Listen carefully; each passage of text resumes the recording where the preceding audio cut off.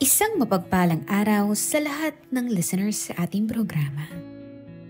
Muli tayo nagbabalik upang magbahagi ng kwentong kapupulutan ng aral ng ating mga listeners. Huwag nating kalimutang pindutin ang notification bell at ang subscribe button. Naging kabit ako ng ex-boyfriend ko. Itago mo ako sa pangalang Lian. Single mom, year 2018.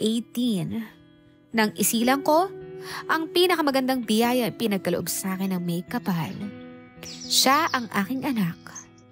Kaya lang, makalipas ang ilang buwan, ay naghiwalay kami ng kanyang ama. Ako ang bumuhay sa sarili kong anak. Dumiskarte ako, nagsipag ako, hanggang sa napagdesisyonan ko na bumukod sa mga magulang ko. Gawa rin nga ng nagnegosyo ako. Meron akong maliit na store sa isang bahay. At ayun ay malapit sa aking mga magulang. Iyon ay isa sa pinagmamalaki ko. Dahil kahit single mom ako, hindi ako umasa sa karelasyon ko dati. Nagpatuloy ako sa buhay. Fast forward to 2021. Hindi ko na lang maalala yung eksaktong araw. Basta nagising na nga lang ako na may mga kumakatok sa bahay. May bibilhin daw. Kaya't lumabas naman ako ng kwarto at pumunta sa bahagi na kung saan nandoon ang store ko. Pagkabukas ko ng bintana, ay bumungad sa akin ang isang lalaki na sobrang kilalang kilala ko.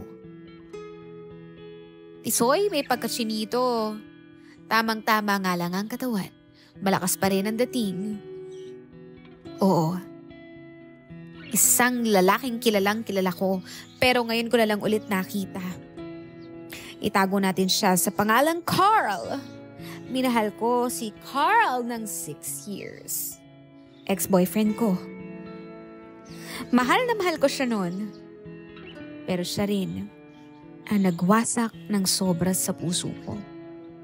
Although he was not my first boyfriend, pero siya ang unang pinagkatiwalaan ko ng aking sarili.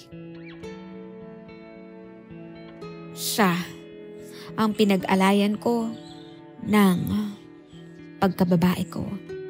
Kaya nung umagang yun, gulat na gulat nga ako nang makita ko siya. Actually, parehas kaming nagulat. Hindi raw niya alam na ako ang may-ari ng store na iyon. So kahit medyo kabado ako nang nakita ko ang ex ko, pinilit ko ngang ikalma ang sarili ko. Ibinigay ko kung ano ang kailangan ni Carl at ang mga kasama niya. Pagkatapos ko silang pagbilhan ay bumalik ako sa kwarto at umupo. Doon na numbalik lahat ng sakit na naramdaman ko noong mga panahong niloko at pinagtabuyan niya ako sa buhay niya. Mga kabebe, hindi naging maganda ang pagwawakas ng relasyon namin. Sobrang laki ng tampo niya sa akin nang iwan ko siya sa probinsya dahil kinailangan ko nga pumunta sa syudad. Ayoko naman sana talagang iwan siya noon pero wala akong magawa. At iyon ang desisyon ng mga magulang ko. Kinausap ko si Carl ng maayos. Bago ako umalis, pumayag siya kahit hindi buo ang loob niya. Kasi nga, nahihiya siya sa mama ko. At dahil nga sa pag-alis kong yon sa probinsya, doon na nagsimulang maging magulo ang relasyon namin. Lahat ng iyon ay alalang-alala ko pa. So yung aksidenteng pagkikita namin ni Carl, ang magre-reconnect pala sa amin. Kinuha ni Carl ang number ko sa pinsan kong barkada niya. Tinext niya ako. At ang sabi niya, gusto raw niya na makipag-usap sa akin ng personal. Marami nga daw siyang gustong ipaliwanag. Pero ang sabi ko ay hindi naman na kailangan. Matagal nang natapos yun at parehas na kaming may kanya-kanyang buhay. Ako nga ay may anak na. At siya naman ay meron ng kinakasama at may anak na rin sila.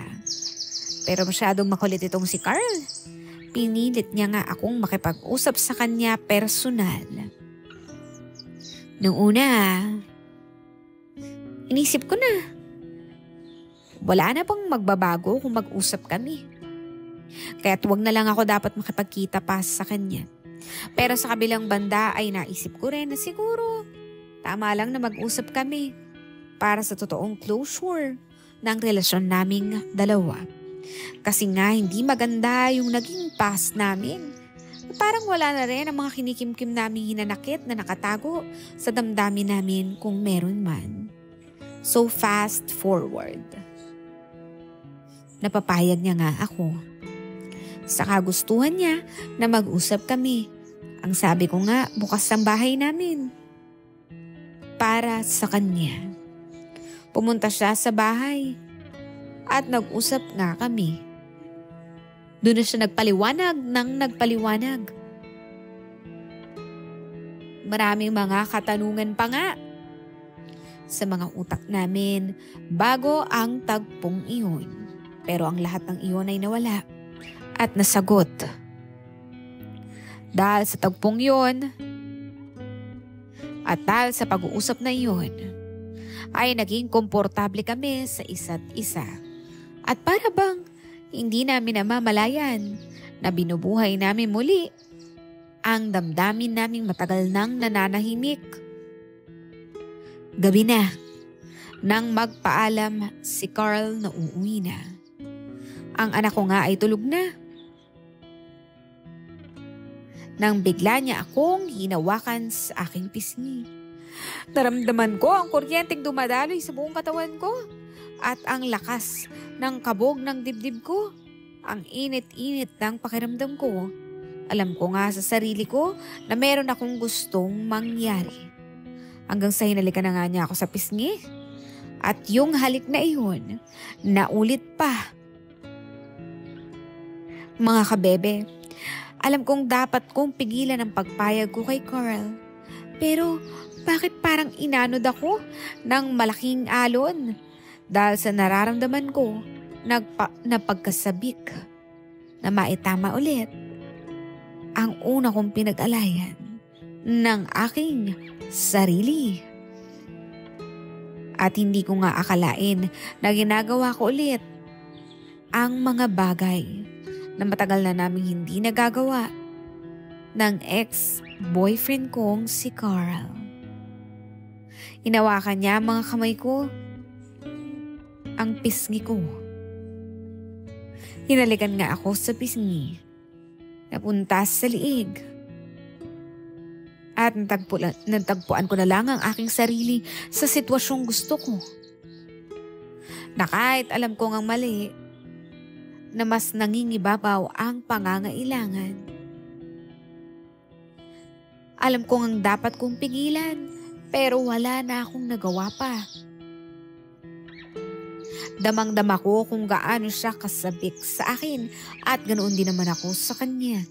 Gabi-gabi, natutulog na sa akin si Carl at hindi na umuwi sa kanyang mag-ina. Kung pupunta man siya doon sa mag-ina niya, ay maghahatid lang siya ng mga kailangan nila pero hindi doon matutulog. Although hindi pa naman sila kasal ng babae. Pero ganoon din naman yun. Siya, yung medal na kinakasama niya, at ako, ang kabit. Ginawa kong kabit ng ex-boyfriend ko na dapat ako ang kanyang ako ang kanyang asawa. Ang sabi pa nga niya sa akin, may plano na nga siyang makipaghiwalay sa nanay ng anak niya. Pero ang sabi ko nga sa kanya, wag. Hindi ako pumayag. Dahil alam ko nga sa sarili ko na hindi ko siya masasalo. Kung sakali mang mahal ko siya pero hindi na tulad ng dati. At hindi siya yung gusto kong makasamang bumuo ng pamilya. At hindi ko nga alam sa sarili ko bakit bigla akong napapayag sa ganoong klaseng setup. Naging mag-on kami ni Carl. Sikretong magkarelasyon. Walang nakakaalam sa pamilya ko na kung ano mang ang nangyayari sa amin ni Carl. Pero merong ilang tao lamang na malapit sa amin na nakakaalam. Maging sila ay tikom din ang bibig. Hindi nila nilalabas ang sikreto namin ni Carl. Sa halip ay pinagtatakpan pa kami. Ang rason nila? Kami ni Carl naman talaga ang dapat na mag-asawa. Lumipas ang 1 taon.